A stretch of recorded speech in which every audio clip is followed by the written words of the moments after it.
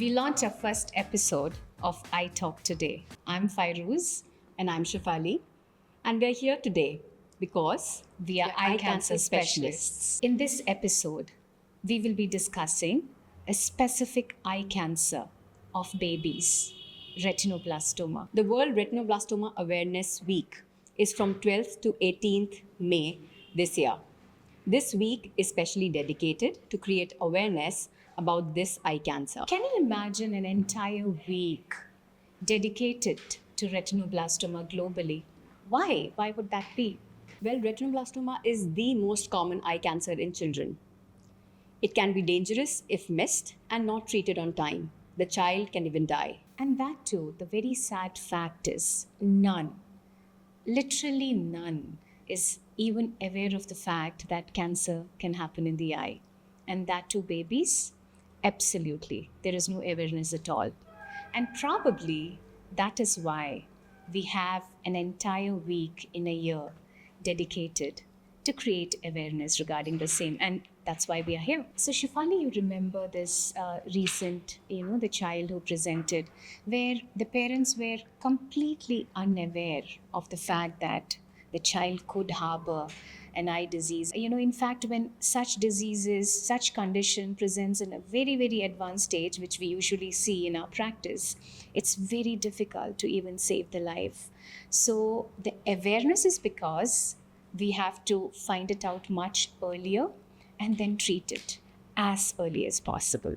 So, Dr. Fairuz, you have been treating retinoblastoma globally for over a decade now. Can you tell me what are the real world challenges that you face in treating such a disease? Well, let me be very candid over here. First and foremost is, as I told, there's absolute lack of awareness. Now, the child reaching the right treatment center at the right time, being there right time at the right place is definitely a challenge. Now, another important thing is retinoblastoma is treated by a team of specialists. So building a team is a challenge. It's not difficult, but then getting the right team of pediatric oncologists, radiation oncologists, pathologists, geneticists, all these things sometimes become a little bit challenging. And unfortunately, we are coming from a low-income country, and many other low-income countries in the world. Financial constraint to get the treatment and the affordability of the treatment, accessibility of the right specialist is also a major challenge, which probably we might have to really look forward to in the future to find some solution. So Shifali, now that I have told you about the challenges, right, you tell me, you have just entered into the scenario of ocular oncology world and you're seeing the current situation, right? What do you think, how can we solve these challenges and issues? Well, to be honest, actually, the topic of awareness is very close to my heart. I speak not just as a doctor, I have a daughter, so I speak as a parent too.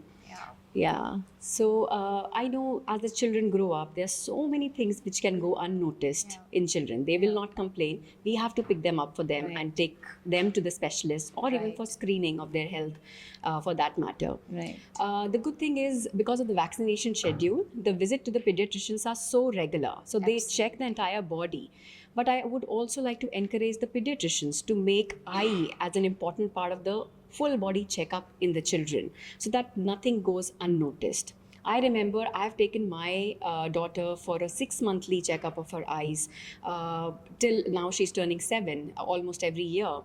And I would also encourage the parents to do that. So that is the awareness that I would like to stress upon. I would want parents to go for an eye checkup, go for a full body checkup of even children, growing children. So many things are there which can happen in a growing body. Well, apart from the parents, do you think grandparents also plays a role? Because kids grow in a, joint family system, and when the parents are going for work, it's most of the time that grandparents are interacting with the children. So I think it's a whole lot of people who are involved, in identifying even subtle changes in the babies and reporting it to a doctor. And probably from a pediatrician, the pediatrician should be well aware of the fact that there are specialists who deal specially with these. whether it be a white spot. A white spot is the most common symptom. It could be a subtle squinting. So even squinting has to be gone and examined by an eye specialist. So these are the things that has to be really, really taken care of. What do you think is the future of treatment of retinoblastoma, especially in a country like India? We have huge numbers. We see one of the majority of cases that are globally happening. So how do you think we should go about, and what is the future of treatment? Yes, it's definitely promising. Okay, although we are from a low income country, we have amazing experts here. They're all trained, which is good.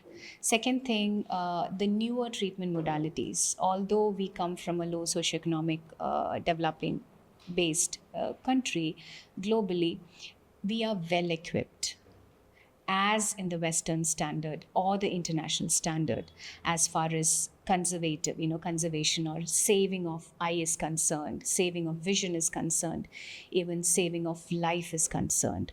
So we have the expertise, we have the modern equipments, we have the modern treatment, everything that is universally available. So I think the future of retinoblastoma and the future of these kids doing well is definitely excellent and promising in India. Yeah. This topic, Shefali, is very, very close to our heart, and this is something that we do in and out every day, and we can go on and on and on and on.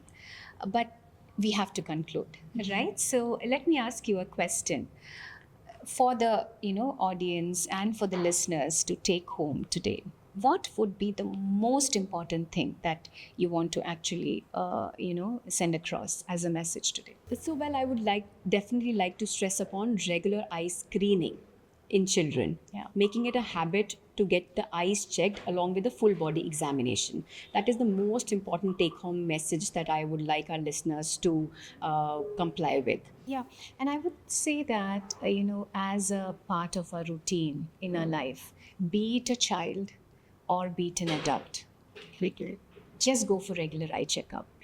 Whether you have a problem or not, it's fine to go and check it up that everything is fine. And especially with children, because we're not talking about only cancer here, okay? Kids might have vision issues where they might have to wear spectacles, because children never complain.